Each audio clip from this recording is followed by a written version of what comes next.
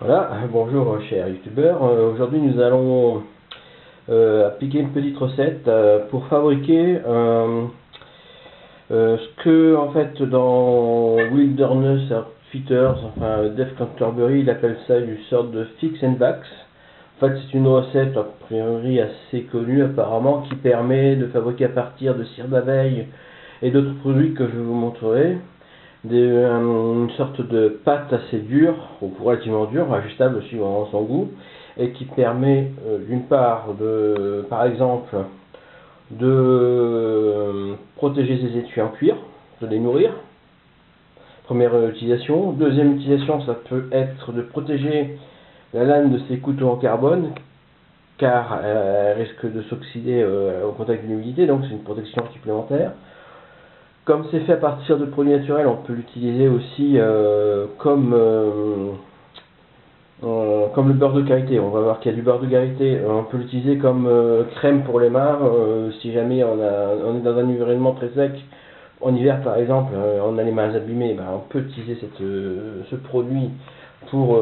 donc il y a multiples usages. Un autre usage par exemple aussi, il peut servir aussi d'allume-feu car il y a de la cire dedans. Donc c'est un produit très intéressant car il est multi-usage. Voilà. Moi j'ai trouvé que c'était intéressant. Donc je vais essayer de le fabriquer. C'est la première fois que je le fabrique, j'espère que j'aurai une réussite. Ça sera peut-être un échec, mais bon, peu importe. Voilà. Donc voilà, je vous présente les ingrédients. Il n'y en a pas beaucoup.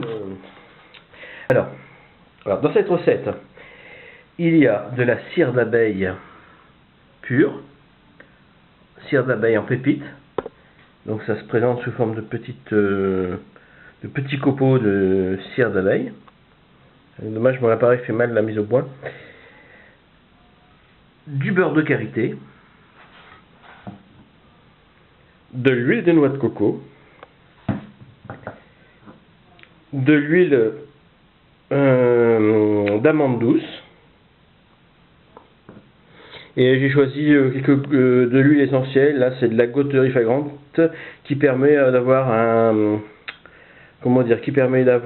de la Gotteria fragrantissima qui permet d'avoir un effet anti-inflammatoire. Ça peut être pratique si on a des douleurs articulaires, ça peut arriver, hein, qu'on se blesse de randonnée, tout ça. Donc ça peut être utile à ce niveau-là.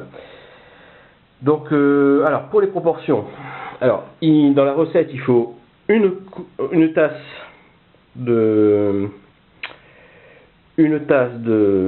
cire d'abeille, une demi-tasse de beurre de karité, une cuillère à café d'huile de coco vierge, une cuillère à café d'huile végétale d'amande douce et 10 gouttes d'huile essentielle. Moi j'ai choisi la Gotteria fragrantissima.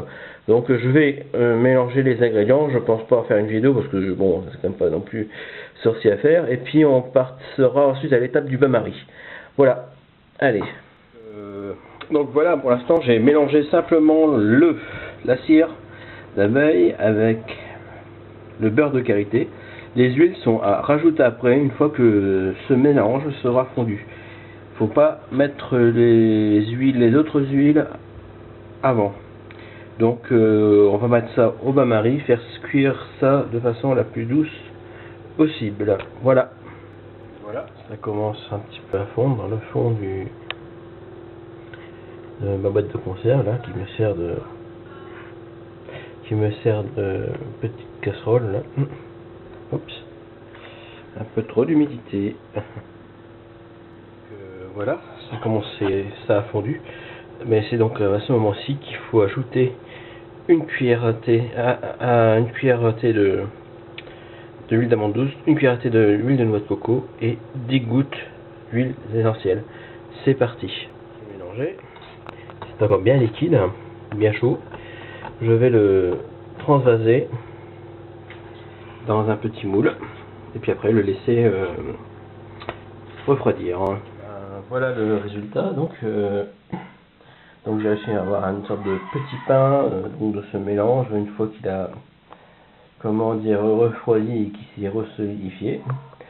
Bon, je vais mettre ça dans du cellophane et puis peut-être dans une prochaine vidéo je montrerai, je ferai un peu le bilan de l'utilité d'un tel produit. Voilà. Allez, à plus.